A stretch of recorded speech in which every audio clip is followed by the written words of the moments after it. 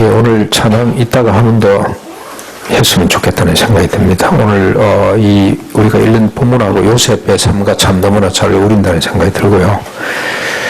오늘 원래 김건주 교수님이 설교를 하셔야 되는데 제가 건망증이 조금 이게 치매는 아닌 것 같고 건망증이 조금 있는 것 같습니다. 11월 둘째 주에 제가 요청을 했더니 교수님이 수첩을 보더니 안 된다고, 그러면 12월 둘째 주 해주십시오 했는데 저는 그게 이제 11월 둘째 주로 가기로 돼서 12월 둘째 주 오시기로 했습니다. 한그릉 성사님이 한 석 달 만에 오셔가지고 제 방에 인사로 오셨다가 오늘 김건주 교수님 설교를 하면서요 너무 기뻐서 이렇게 하는데 제가 실수를 해요. 오늘 제가 설교해야 됩니다 그랬더니 선교사님이 그러면 더 좋고 그리고 예언을 좀 남기면서 가셨습니다. 실망하지 마시고 다음에 또 들을 수 있으니까 기대를 해 주시기 바랍니다. 청년 요셉의 삶을 우리가 살피고 있습니다. 이 아버지 야곱하고는 전혀 다른 스타일의 영성을 가진 사람이라 17세부터 이미 요셉은 아버지가 130에 가졌던 영성을 이 17세 때부터 갖고 있는 걸 우리가 보게 되는데 그 이야기를 좀 우리가 같이 정리하면서 은혜를 받았으면 좋겠습니다. 요셉의 이 기사는 17세로부터 나타납니다. 37장 1절 2절에 보면 요셉에 대한 기록이 처음 나오는데 요셉이 17세의 소년으로서 그 형들과 함께 양을 칠 때에 이 아버지 아내들 비라와 실바의 아들들과 더불어 함께 있더니 그렇게 이제 시작이 되는데 17세 나이의 요셉의 모습을 보면 뭔가 좀 찜찜한 구석이 있습니다. 그 뒤에 바로 뭘 합니까? 양을 치다가 함께 있더니 그가 그들의 잘못을 아버지에게 말하더라.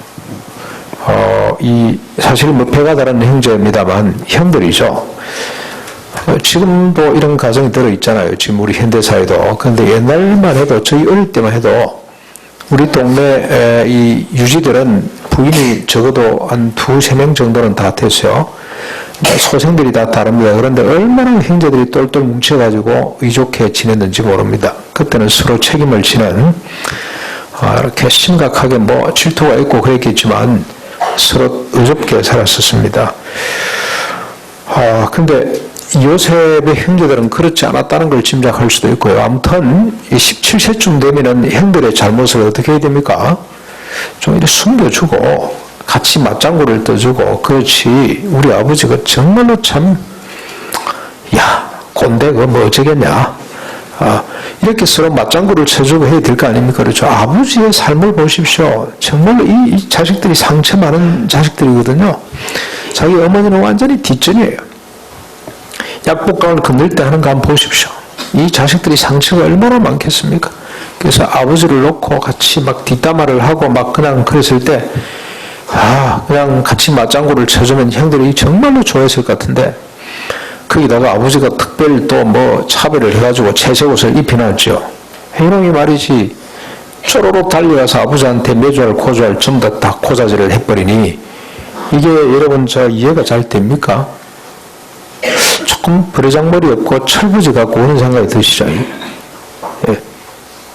우리가 10대 초반만 해도 그 형의 실수를 이렇게 숨겨주고, 저는 저희 삼촌이 3살 저보다 많습니다. 막내 삼촌이. 근데 우리 삼촌이 재밌는 분이에요. 할아버지가 장사에서 돈을 벌어오면은 밤에 늦게까지 그 돈을 세우는데, 옛날에는 현금으로 막 엉망이 되어 오잖아요. 그러면 우리 삼촌은 장판을 살짝 들어가지고 밑에다가 10% 한 장을 탁 꼽아 넣어요. 그럼 저 눈을 한번 딱 쳐다봅니다. 그럼 제가 킥소리 못합니다. 그 다음날까지 비밀을 보장해 주면 삼촌이 그놈을 깨서 한 10% 저한테 줍니다. 그 재미로 그냥 삼촌 그러고 딱지치기 하러 다니면 엉덩이가 그냥 벌겋게 되도록 이 희한하게 때려가지고 자기 엉덩이를 치는데, 그럼 제가 그놈을 참다 뒤에서 수습을 하고 따라다니면서도 할머니가 공부 안 하고 어디 갔다 왔냐고 물어보면 제가 말을 못해요. 요셉은 어쩝니까? 삼촌 딱지치기 하다 왔다고, 지금 딱지가 어디에 보관되어 있다고 이렇게 딱 고발을 해야 되는데 그렇게 하면 안 되거든요. 근데 요셉은 지금 그러고 있잖아요.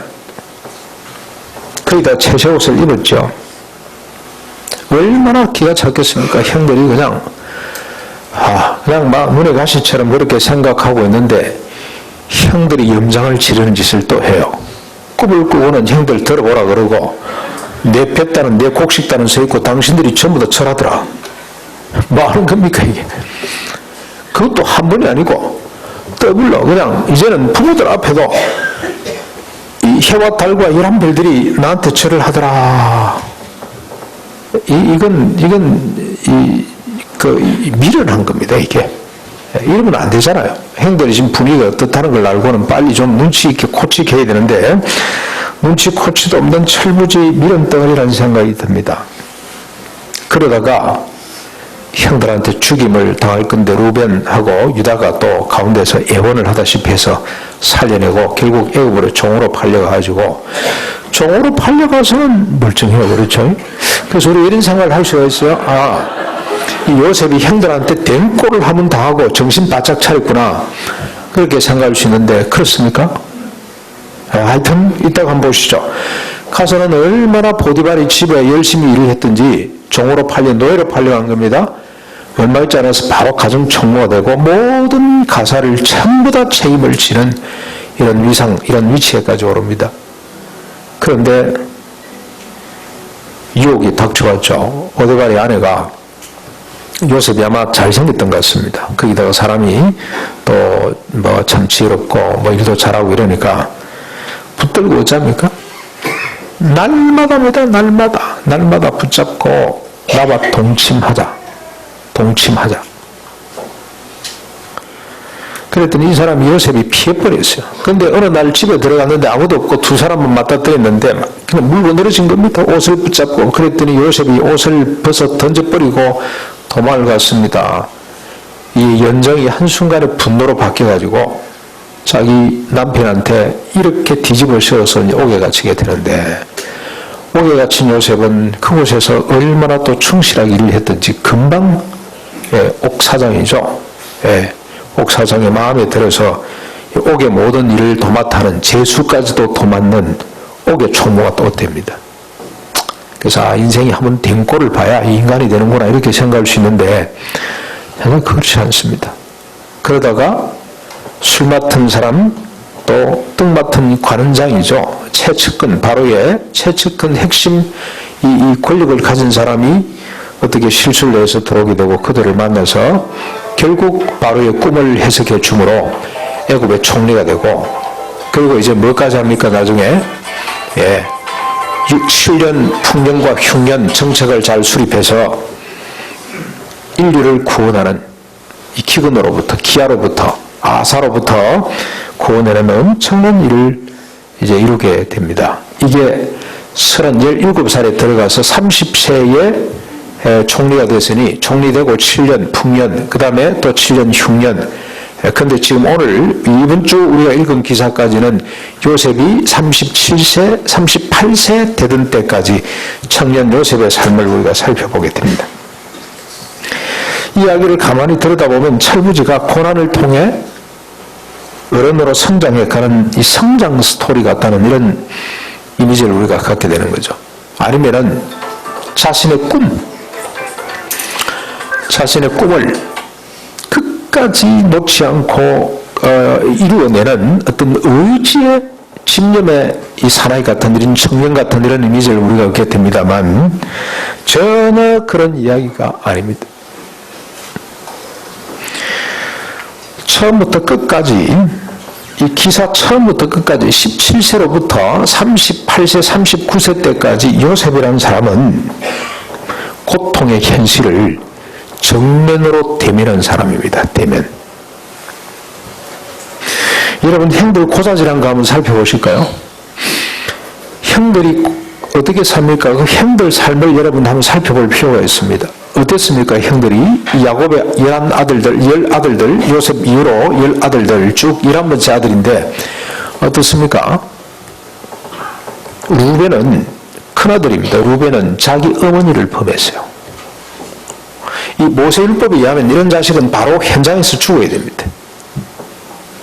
어머니를 비록 계모입니다만 아버지의 부인이잖아요. 그걸 범했어요. 그리고 형제들이 어떻습니까? 세겜 사람들이 자기 동생 디나를 강간하는 것 때문에 자 이제 결혼해 줄 테니까 딱 할례를 받아라 그래 놓고는 깡그리 그 사람을 다 죽여버립니다. 그리고 나머지 형제들은 올라가서 노획합니다. 강간하고 노획하고 약탈하고 그런 이 집안의 이 형들이란 말이죠. 그 다음에 이제 자기 동생 꿈이야겠다고 그냥 죽이려고 그랬다가 팔아버리기도 하고 이 옷을 벗겨가지고 짐승의 피를 묻혀가지고 아버지한테 갖다 주면서 아버지가 이래, 아버지 이게 요셉 옷 맞는지 한번 보세요. 그랬더니 아버지가 보고는 어쩝니까? 요셉 옷이 맞다. 그래서 아버지가 모든 식음을 전폐하고 내가 내 자식을 내 아들을 만나러 서울 지옥으로 내려가겠다면서 통곡하도록 만들면서도 누구 하나 아버지 잘못됐습니다. 아버지 우리가 거짓말했습니다. 괜찮습니다 하고 요셉을 찾아 애굽으로 가는 자식이 한 명도 없어요. 그때 양심의 가책을 받아서 유다가 가출을 했는지 유다가 집을 떠나서 딴짓 하는 것 잠깐 나옵니다. 그렇죠? 유다 족보 이야기가 잠깐 나오죠. 다말을 만나가지고 자식 낳고 하는 이야기. 여러분 저희 다말이 자기 며느리잖아요. 끔찍한 이야기들이 너무 많아요. 그러니 요셉이 볼 때는 이건 우리 가문의 이야기가 이러면 안 돼. 형들이 이렇게 살면 안 된다. 그래서 형들 고작을 했다는 것은 형들 우리가 이렇게 살지 맙시다. 형들 우리는 이렇게 살면 안 돼요. 그런 뜻이에요. 그 다음에 이 새거머리 없이 꿈 이야기를 두 번이나 반복했다는 것, 자기가 절을 받고 형들이 절할 거라는 이런 꿈 이야기를 했다는 것은 형들에게 꿈을 주기 위해서입니다. 형들 내 말 들어봐. 내가 왕이 되는 거야. 왕이 되는 거야. 이 부모가 여러분 절을 한다는 것은 왕의 수준이잖아요. 내가 왕이 될 거야. 형들 자긍심 가져 정신 차려 이렇게 살지 말고 우리 한번 제대로 살아보자 그런 뜻이죠. 그런 뜻으로 너무너무 자랑스러워서 형들을 격려하고 위로하기 위해서 꿈 이야기를 하는 거예요. 형들 우리 집안 이런 집안이야. 정신 차리고 우리 바로 살자. 그 다음에 보디발의 아내를 여러분 그 피하는 건 뭐 때문에 그래서 뭐라고 그러면서 피합니까? 내 주인 보디발이 가정의 모든 일을 나한테 맡기지만 당신은 나한테 맡긴 사람이 아니야. 맡기질 않아서. 당신 나한테 안 맡긴데 내가 당신과 같이 동침을 한다는 것은 당신 내 주인을 배반하는 거고 가정을 이렇게 드리는 일이고 궁극적으로 하나님 앞에 죄를 짓는 일이야. 가정을 지켜주는 거예요. 가정을. 첫째는 하나님께 범죄하지 않은 것이 되지만 여러분 저 보디발의 가정을 요셉이 지키고 있어요. 만약 그렇게 해서 서로 뭐 했다면 어떻게 됐겠습니까? 보디발이 천추의 한을 품고 사랑하는 아내를 잃어버리고 그 가정이 뭐가 됐겠어요? 한번 생각을 해보십시오. 옥에 갇혀서 술 맡은 떡 맡은 가는장들의 꿈을 해석해주고 하는데 여러분 저는 요셉의 삶 가운데 요셉의 이 기사 가운데 가장 마음에 드는 부분이 어디냐면은 요셉이 이 술 맡은 떡 맡은 가는장에 여러분 잠깐 앞으로 돌아가셔가지고 40장을 한번 보십시오. 40장입니다. 6절부터 한번 보십시오. 6절. 아침에 요셉이 들어가 보니 그들은 떡 맡은 그 다음에 술 맡은 관원장들입니다. 그들에게 근심의 빛이 있는지라 요셉이 그 주인의 집에 자기와 함께 갇힌 바로의 신하들에게 묻되 어찌하여 오늘 당신들의 얼굴에 근심의 빛이 있나이까?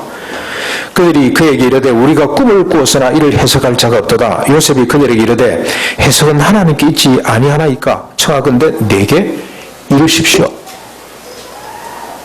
요셉이 어떤 사람입니까? 감옥에 갇혀서 머리를 베개다 박고 내 인생이 어쩌다 이렇게 꼬여가지고 이 모양 이 꼴이 되냐 그러고 옷을 찢고 탄식하고 식사를 거부하고 이래야 될 사람인데 그러지 않았어요. 조용했습니다. 대신에 자기한테 갖다 놓은 요셉이 워낙 성숙하니까 이 그물들을 이 정치범들은 언제 풀려갈지 모르기 때문에 잘 관리를 해야 되잖아요. 이 두 사람을 맡겨주었어요. 요셉이 그들의 얼굴빛을 살피고 있습니다. 아침마다 들어가서 얼굴을 살펴서요. 이게 무슨 말인지 여러분 우리 장로님 책을 하나 썼는데 그 중에 하나가 이런 게 있습니다. 타인의 얼굴, 레비나서의 철학을 정리한 책이 하나 있는데 제목이 타인의 얼굴입니다. 타인의 얼굴. 레비나서라는 사람은 2차 대전 때 죽을 뻔하다가 아우슈비츠입니까? 거기서 죽을 사람이 살아난 사람이에요. 자기 가족들, 부모들, 누이 동생들 다 죽었습니다. 이번에 혼자 살았어요. 그래서 반성합니다. 지적 반성이 일어났습니다. 어쩌다 세상이 이렇게 됐을까? 그래서 그 사람이 깨달은 바가 그게 이제 자기 철학인데 그 뭐냐면은 서양의 지성의 그 내곡함, 인간 지성주의의 모순을 발견하고 우리 지성, 내 지성이 중요한 것이 아니라 타자의 존재가 더 중요하다. 그래서 이거는 철학적으로 어마어마한 유산을 우리에게 남겼습니다. 그게 많은 사람들은 그리스도의 정신이라 그럽니다. 이분이 유대인임에도 불구하고 예수 그리스도를 어떤 표상으로 삼았는데 그게 뭐냐면은 자신의 존재보다도 윤리가, 타자가 우선이라는 말을 했어요. 어마어마한 이야기입니다. 인간의 유산 가운데 위대한 유산입니다. 자기의 존재보다도 타자가 더 우선이다. 그런데 이런 인간이 요셉이라. 요셉이 지금 뭐 하고 있습니까? 자기 억울한 행편과 감옥 같은 지옥 같은 이 삶의 원망과 불만과 분노가 아니고 거기에 갇혀있는 사람들의 얼굴을 살피고 있어요. 지금 오늘 아침에 보니까 뭐가 기분 나쁜 일이 있습니까? 나한테 이야기를 하십시오. 그랬더니 내가 꿈을 꿨는데 해석할 방법이 없다. 걱정하지 마십시오. 꿈 해석은 하나님이 하십니다. 내용을 이야기하십시오. 이게 요셉이에요. 그럼 나중에는 어디까지 갑니까, 요셉이? 그야말로 7년 풍년 동안 딱 바로의 꿈 이야기를 듣고는 바로 합니다. 바로. 즉각 깨닫습니다. 왕이여, 이 두 분 꿨다는 것은 속히 하나님이 시행하실 일입니다. 7년 풍년이 옵니다. 그리고 흉년이 옵니다. 7년 풍년 기간 동안에 비축을 하십시오. 자기가 하겠다는 이야기를 안 하고 지혜로운 사람 감독관을 세워서 전국에 보내놓고 그 농산물, 풍성한 농산물을 5분의 1씩 딱딱 비축을 하고 있다가 흉년이 들었을 때 그걸 풀어서 먹이십시오. 그래서 여러분 어떻게 됐습니까? 실제로 그대로 됐습니다. 그런데 딱 듣고 보니 바로가 요셉이 아니고는 안 될 것 같아서 너보다 더 지혜로운 사람이 어디 있냐? 너보다 더 하나님께서 지혜를 주신 인간이 이 땅에 어디 있겠냐? 네가 내 위에 서라. 내 위에. 내가 자리만 높을 뿐이지 실권은 네게 다 주마. 그래서 인장 반지를 뽑아주고 버금 수레를 태워서 전국을 돌게 만들어가지고 7년 동안 풍년에 흥청망청 쓰고 만약에 요셉이라는 사람이 없었더라면 피라미드 몇 개 더 생겼을 겁니다. 예, 피라미드 더 생기고 국고성 몇 개 더 쌓았을 겁니다. 흥청망청 대토목 공사를 벌리고 부어라 마세라 이러고 끝냈을 텐데 그리고 다 죽었을 텐데 7년 동안의 비축 5분의 1입니다. 5분의 1을 비축했다가 흉년이 들었을 때 그놈을 전부 다 백성들에게 팔아서 먹여가지고 다 굶어 죽지 않도록 만들어 놓고 대신 땅은 전부 다 어떻게 누구 땅이 되도록 만듭니까? 바로의 땅으로 만들어 놓고 이 땅을 어떻게 합니까? 다시 백성들에게 재분배, 무상분배입니다. 분배를 하고 세금 20%를 거두는 이 정책을 수립하게 됩니다. 토지개혁과 조세개혁이 일어났어요. 요셉 한 사람 때문에. 인류 역사상 가장 완벽한 토지제도와 조세제도가 확립되는 어마어마한 역사를 일으키게 되는 겁니다. 지금 사업하는 사람한테 제가 물어봤어요.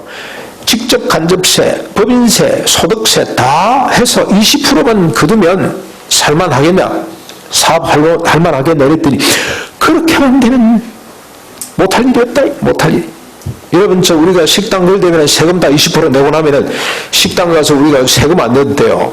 그럼 밥값이 확 줄어든단 말이죠. 지금 한 그릇 5,000원씩 6,000원씩 하잖아요. 한 3,000원만 주고 먹어도 돼. 예. 그런 세상이 펼쳐질 수가 있는 겁니다. 이게 요셉의 삶입니다. 17세 때부터 고통의 현실을 맞닥뜨린 대변한 그런 인간입니다. 여러분 한국 교회는 지금 이런 영성을 잃어버렸습니다. 한국 사회의 아픔을 대면하지 않습니다. 책임지지 않습니다. 철저하게 폐쇄적인 집단이 됐습니다. 우리끼리 어떻게 하면, 목사들의 관심은 어떻게 하면 수를 더 늘릴 것인가, 그 관심밖에 없습니다. 세상의 아픔, 이 현실의 아픔, 고통에 맞닥뜨리지 않습니다. 우리가 대면하지 않습니다. 자, 여러분, 중요한 것은 요셉이 어떻게 이런 삶이 가능했느냐가 중요합니다. 오늘 성경이 밝히려고 하는 내용이 바로 이겁니다. 요셉이 어떻게 이런 삶이 가능했던가. 요셉이 여러분 보십시오. 옥에 갇힐 때부터 계속 반복되는 말씀이 있습니다. 하나님이 그와 함께 하시고 형통케 하셨더라. 하나님이 그와 함께 하시면서 형통케 하셨더라. 여러분 한번 생각해 보십시오. 하나님이 형통케 했다는 뜻이 뭡니까? 형통케 했다면은 옥문을 열어가지고 억울한 무명을 벗고 나가서 할바도록 만들어주는 그게 하나님 형통 아니겠습니까? 근데 하나님은 그렇게 하시질 않았어요. 형통하게 하셨더라. 지혜를 주셨더라. 형통하게 하셨더라. 그래 놓고 요셉은 여전히 옥에 갇혀 있습니다. 몇 년 동안 갇혀 있었습니까? 여러분 17세 8세쯤 들어갔겠죠. 그리고 30세에 지금 부름을 받고 발 앞에 섰으니까 13년 동안 착고에 차 있었어요. 10편 105편에 보면은 착고, 여러분 오늘 우리 이 교동문에 보시면은 오른쪽 맨 위에 한번 보십시오. 그의 발은 어디에 차였습니까? 이 요셉의 이야기죠. 착고에 차고 그의 몸은 쇠사슬에 매였으니 곧 여호와의 말씀이 응할 때까지라 그 말씀이 그를 단련하였도다. 하나님께서 형통케 했더라. 근데 이 시편 105편의 저자는 요셉을 하나님이 착고와 쇠사슬로 묶어놓고 말씀이 그를 단련했더라. 근데 여기 말씀은 어떤 말씀이죠? 요셉에게 주셨던 말씀은 어떤 말씀입니까? 요셉이 직접 듣기도 하고 간접적으로 듣기도 하고 하나님에 대한 지식입니다. 요셉은 아마 태어날 때부터 아버지의 특별한 사랑을 받았기 때문에 형들은 다 바깥에서 일을 하고 있지만 요셉은 다 아버지 무릎 위에서 아버지 이야기를 듣고 살았을 겁니다. 낮에는 이 바람에 이 불어오는 티끌들을 보고, 야 요셉아 저 티끌 보이냐? 너희 후손들이, 내 후손이 너 이렇게 내 형들하고 동생하고 12명 있지, 이 후손들이 저렇게 많아진단다. 어떻게? 왜? 이렇게 물었을 거 아니에요. 그렇죠? 하나님이 그렇게 약속을 했단다. 하나님이 그렇게 약속했다고 우리 믿어도 돼? 그러면은 아버지가 이야기를 어디까지 끌고 갔겠습니까? 이삭 자기 아버지, 요셉의 할아버지 이삭 이야기까지 갔을 거예요. 너희 할아버지 이삭은 원래 날 수가 없었단다. 너희 친조 할아버지 아브라함은 100살이고 너희 친조 할머니 사라는 90인데 도무지 자식을 낳을 수가 없는데 하나님이 이 뜻을 이루기 위해서 이삭 할아버지를 주셨단다. 그리고 이삭 할아버지는 큰아버지, 너희 큰아버지 에사한테 주려고 이 복을 주려고 했는데 하나님이 나에게 주셨단다.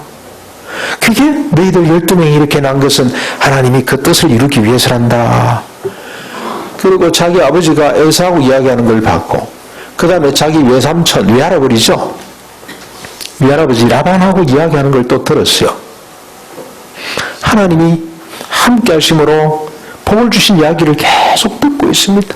자기 외삼촌, 외할아버지는 자꾸 자기 아버지 재산을 10번이나 빼앗아갔지만 하나님께서 그 뜻하신 바를 이루기 위해 복을 일으켜 주셨고, 그리고 약속의 땅 가나안으로. 그래서 요셉이 귀에 못이 박이도록 들었던 이야기는 어떤 거냐면요, 자기가 직접 듣기도 하고 간접적으로 들었던 이야기는 하나님에 관한 이야기, 하나님의 약속과 그리고 성취. 하나님의 약속이 뭐든가요? 하나님의 뜻이 뭡니까? 가나안 땅을 준다는 거하고, 그 다음에 후손이 하늘의 별처럼 많아진다는 거하고, 그 다음에 또 뭐죠? 세 번째가 이게 늘 헷갈려요. 세 번째가 뭡니까? 열국이 복을 받는데 어떻게 복을 받습니까? 여기에다가 하나하나 더합니다. 이제 야곱의 허리에서 뭐가 나옵니까? 왕들이 나와서 열국을 복되게 할 것이라는 하나님의 그 말씀을 요셉은 고요히 끌어안고 생각을 하는 겁니다. 옥에 갇혀서 뭘 생각했겠습니까? 웅둥이에 빠져서 뭘 생각했겠습니까? 짧은 시간이고 그 이스마엘 후손들, 미디안 대상들에 의해서 요셉이 애국으로 팔려갈 때 그 낙타등에서 뭘 생각했겠어요? 옥에 갇혀서 뭘 생각했겠습니까? 보디발이 집에 있을 때 밤마다 뭘 생각했겠어요? 하늘의 별을 보고 우리 후손이 하늘의 별처럼 많아진다고 했는데 나는 지금 종으로 팔려와 있어? 내가 지금 감옥에 갇혀 있어? 이 현실은 뭐지? 분명히 하나님의 뜻은 나를 인하여서 내가 왕이 된다는 직접 꿈도 내가 왕이 되어서 온 열국을 복되게 할 것인데 나의 지금 이 현실은 도무지 뭘까? 그 생각을 가진 거야. 그래서 13년 동안 이 말씀이 그를 연단했더라. 훈련시키는 겁니다. 그의 의식과 그의 삶을 살쪄가는 겁니다. 현실이 중요한 것이 아니고 하나님의 약속이 더 중요하구나. 내가 어떤 형편, 어떤 시간과 공간 속에 있든지 간에 하나님이 약속을 붙들어야 되겠구나. 근데 그 약속은 뭐냐면 하나님께서 열국을 복되게 하신다. 복되게 하는 게 뭘까? 뭐가 복되게 하는 것일까? 고민했겠죠? 생각했겠죠? 그걸 하나님께 물었겠죠? 그런데 보니 보디발을 복되게 하자. 보디발의 아내와 그 남편을 복되게 하자. 그리고 감옥을 복되게 하자. 간수장을 복되게 하고, 이 간수장이 얼마나 힘든데 내가 좀 도와주자. 그리고 심지어는 뭐까지도 뒤에 와서 얼굴빛이 사색이 돼 있는 이 관원장들을 복되게 해보자. 걱정이 뭐가 있습니까? 나한테 말을 하십시오. 꿈을 해석할 수가 없다. 걱정하지 마십시오. 그 꿈을 하나님이 해석해 드릴 겁니다. 그리고 바로의 꿈 앞에 섰을 때도 바로를 복되게 해야겠다. 인간을 그때 아마 단방에 알았을 겁니다. 이 꿈은 풍년과 흉년이 온다. 하나님께서 살려내시기 위해서 이 꿈을 내가 듣도록 했다. 걱정하지 말아라. 하나님이 풀어주실 것이다. 그러면서 비축해라. 그리고 살려라. 지혜로운 사람들을 감독관으로 세워서 전국에 배치해라. 전국의 농산물을 각 골마다 성읍마다 비축을 해라. 이게 하나님께서 뜻하신 바였구나.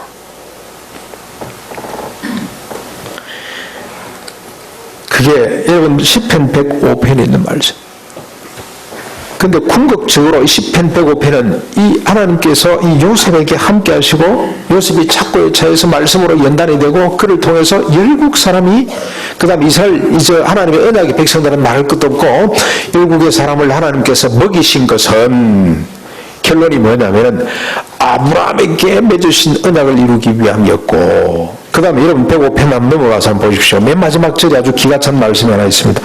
시편 105편 45절이 마지막인데요.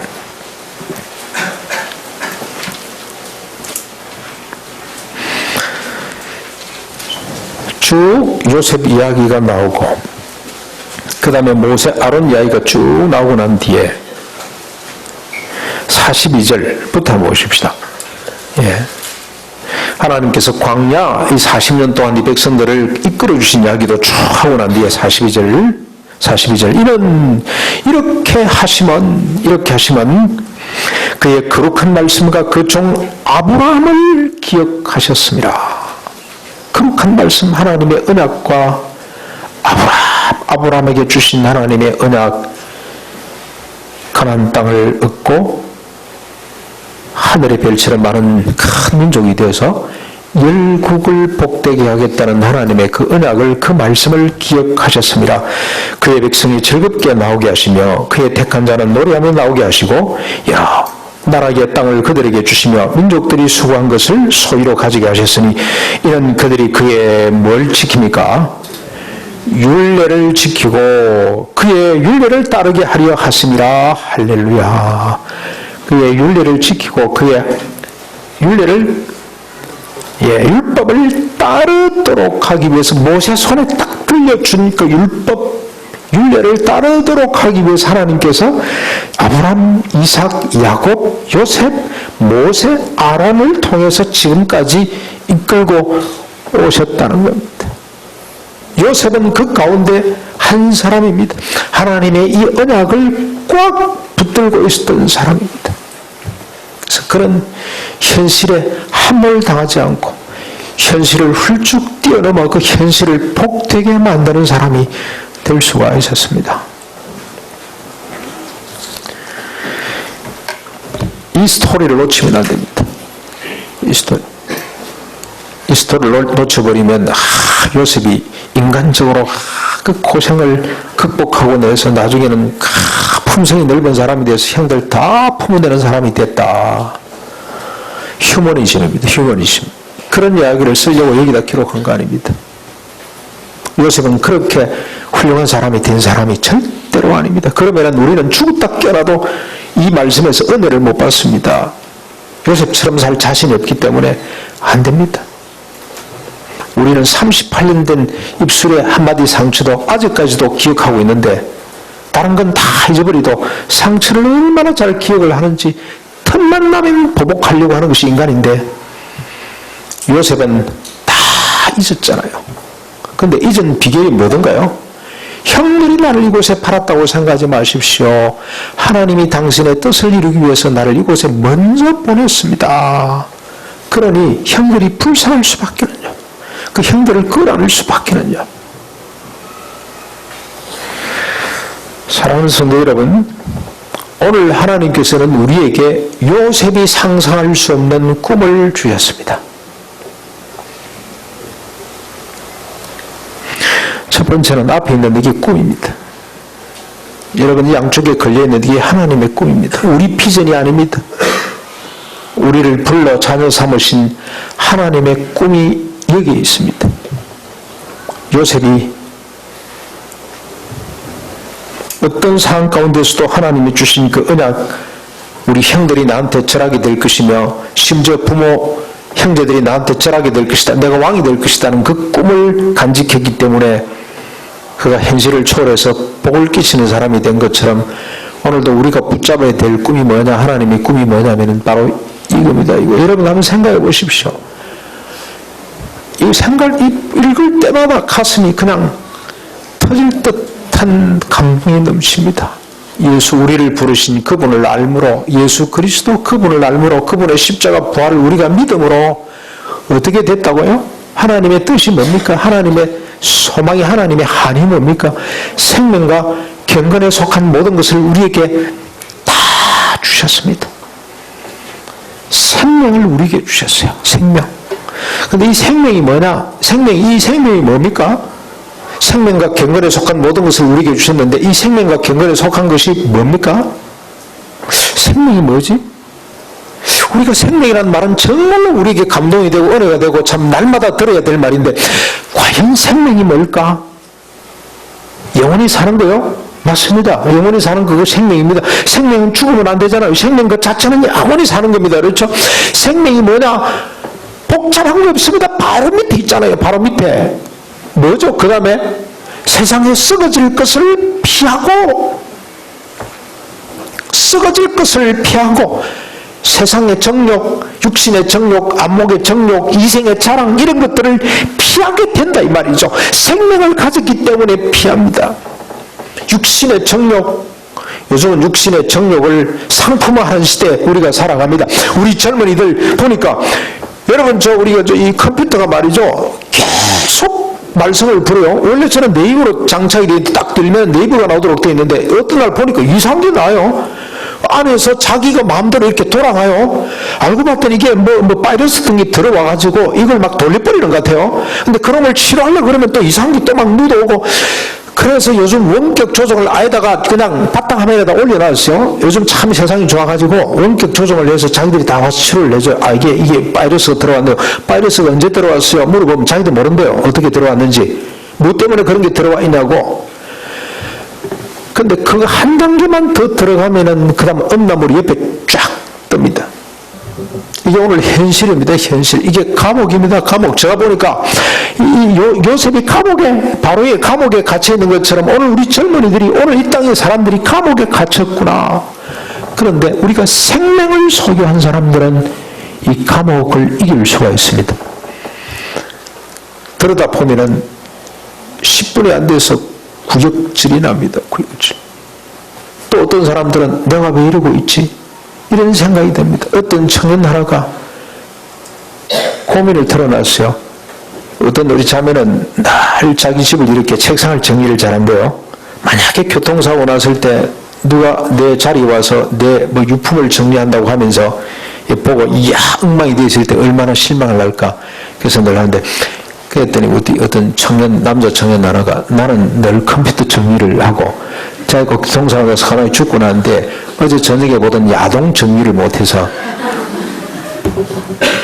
이게 현실입니다, 현실. 근데 생명을 가진 사람의 특징은 뭐냐면은 그게 자꾸 싫어집니다.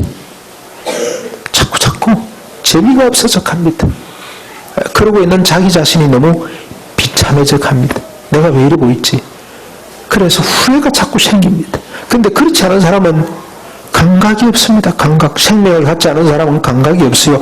그게 좋은 것처럼 더 빨려 들어갑니다만 생명을 가진 사람들은 자꾸 싫어지고 후회하게 되고 나중에는 막 그냥 구역질이 나게 되고 나중에는 아무리 옆에서 떠도 관심이 없어지게 되고 영화 보다 보면 좋은 영화 보다 보면 쓸데없는 장면이 너무 많잖아요. 킥킥 해가지고 빨리 넘기고 이거 뭐 딱 불 꺼지면 되는 거지 뭘 그 다음에 필요 없다 쫙 넘기게 되고 이게 생명의 특징이에요. 생명의 특징. 생명은 아파하는 거잖아요. 아파하는 거. 육신의 정욕, 이생의 정욕, 그 다음에 육신의 안목의 정욕, 그 다음에 이생의 자랑 한마디 하고 나면은 막 내가 왜 또 그 말을 했을까? 집에 와서 후회하고 그게 생명을 가졌다는 증거입니다. 증거.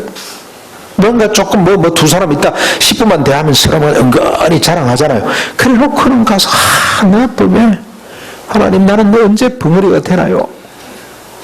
하나님 언제 나는 상대방을 높이고 내 자신을 드러내지 않는 이런 인간이 될 수가 있는 그게 생명이에요. 생명. 이 생명을 하나님이 주셨고 그래서 어떡합니까? 썩어질 육신의 것을 취하지 아니하고 신의 성품에까지 참여해서 믿음의 덕을 쭉 나오잖아요. 형제 외와 사랑을. 이 사랑 하나가 폐적인 사랑입니다. 치솟아 오르려고 했던 인간이 밑으로 내려가는. 이게 생명이에요. 생명. 이 생명을 하나님이 주셨다는 이 사실을 꽉 움켜잡을 때 우리는 감옥을 천국으로 만들어낼 수가 있습니다. 여러분 이 가정생활 하시는 분들 우리가 붙잡아야 될 게 하나 있습니다. 하나님의 언약은 하나님의 약속은 뭡니까? 하나님의 비전은 부부가 서로 하나다. 하나. 한 몸이 되었다. 하나님이 짝 지어준 것을 사람이 나눌 수가 없다. 서로 하나가 되었다. 이 말씀 붙잡으면 됩니다. 이 하나님의 언약을 딱 붙들고 있으면 뭐가 어떻게 될까요? 내 마음속에 미움에 대해서 회의가 일어나기 시작합니다. 이건 정상이 아닌데, 이건 아닌데, 이건 하나님의 뜻한 바가 아닌데. 그러면서 우리가 소망을 가지게 됩니다. 하나님, 우리가 서로 하나이라면서요. 우리를 부부로 맺어주신 것은 서로의 결핍을 채워 온전한 인격체로 세우기 위함인데, 하나님 내 속의 미움은 뭡니까? 이건 정상이 아니죠. 하나님 빨리 동이서에서 넣은 것처럼 멀리 옮겨주시고 내 속에 아내, 남편을 무한정으로 사랑하고 신뢰하고 존경하는 복종하고 싶은 마음을 저 속에 채워주십시오. 그렇게 무릎을 꿇고 연단될 수가 있습니다. 주님의 약속이 이루어질 때까지 조용히 정동 하나님 그렇게 해주실 줄로 믿습니다. 그래서 어느 날 본인 내 속에 사랑이 싹 텄어요. 과거 잘못이 다 없어져 버리고 그 사람에 대한 무한 신뢰와 사랑하고 싶은 마음이 내 속에 움트고 있다는 사실을 깨닫고는 이제 이 요셉이 아들 낳았죠. 므낫세를 낳았죠. 이름 뜻이 뭡니까? 하나님이 과거 모든 것을 다 잊게 하셨다. 아들을 낳았기 때문에 잊었다는 것이 아니고요. 아들을 낳고 그동안에 하나님이 잊게 하신 것을 총정리해서 그렇게 이름을 붙였다고 보면 돼요.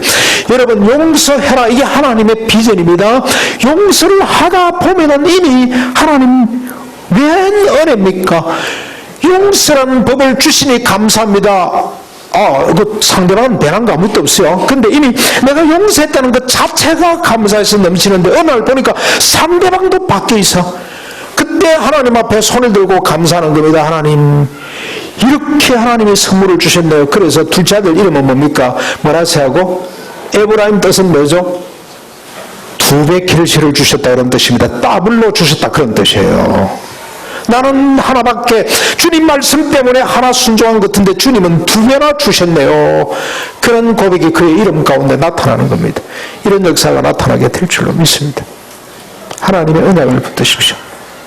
하나님의 손을 잡아주십시오. 신의 성품에 참여한 자가 돼서 형제와 사랑의 열매를 맺게 해주실 것을 여러분 끝까지 붙드십시오. 부부는 서로 하나다. 반드시 하나님께서 우리를 통하여 열국 가운데 당신의 이름이 높임을 받게 될 것이다. 우리 부부를 통해 한국교회를 통해 여러분 교회도 마찬가지입니다. 저는 교회를 믿습니다. 이 교회는 만물을 충만케 한 자의 충만이라. 에베소서 1장 23절 교회가 보기는 이래 보여도 하나님의 소원한 바에 의하면 만물을 충만케 한 예수 그리스도의 충만이 교회라요. 교회. 이 교회를 통해서 하나님이 만물을 충만케 하실 것을 믿습니다. 때가 언제인지 그는 주님 앞에 맡겨놓고 이 말씀을 붙드는 사이에 나는 하나님의 사람으로 바뀌었을 겁니다.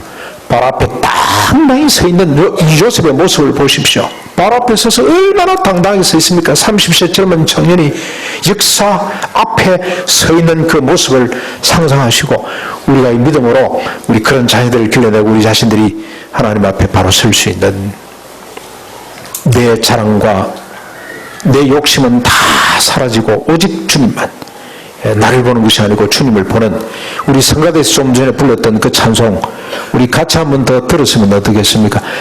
한 번 더 우리 성가대 한 번 더 해주시고요.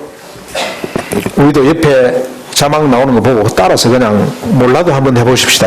우리 식으로 한번 해서 같이 이 찬송을 한 번 더 찬송하겠습니다.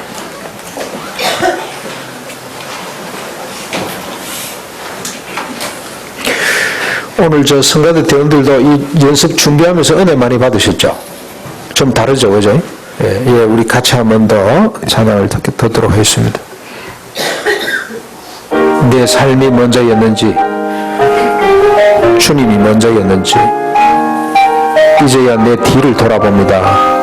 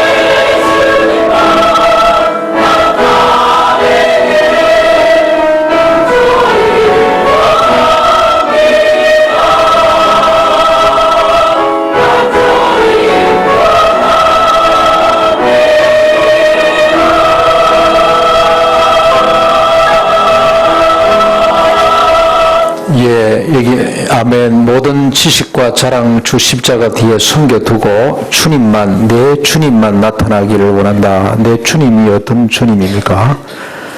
자기를 비웃고 낮추고 버린 주님.